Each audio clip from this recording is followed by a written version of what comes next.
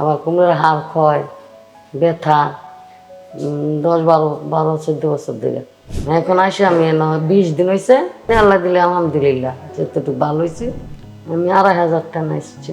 আমার পায়ের রগে টানতো, তারপরে ভাও বোধ আসি না, আবার কোমরের হাড় ক্ষয়, ব্যথা, 10-12-14 বছর ধরে। তারপরে পিজির কলেজ মেডিকেল অনেক ওষুধ পানি খাইছি, বিয়েতে আর কমে না, খালি ওষুধ খাইতে খাইতে কমে না। পরে এই একজন এনতেনে চিকিৎসা করে গেল, চিকিৎসার মধ্যে আমার এক বাসুর মাইয়ের জামা আর কি আমার এনে নিয়ে এসছে। মানে এখন আল্লাহ দিলে কোমরের ব্যথা আছে তো কমছে, কিন্তু পায়ের বোধ তো কমছে। আবার দাঁড়ায় নামাজ পড়তারি না, কেন পড়তারি, হাঁটতে পারি নাই 2 মিনিট 4 মিনিট, মানে এখন আল্লাহ দিয়েছে 5-6-10 মিনিট হাঁটতারি। ফাড়ি বাড়ি লাগছে, ফাড়ি অনেক পাতলা লাগে।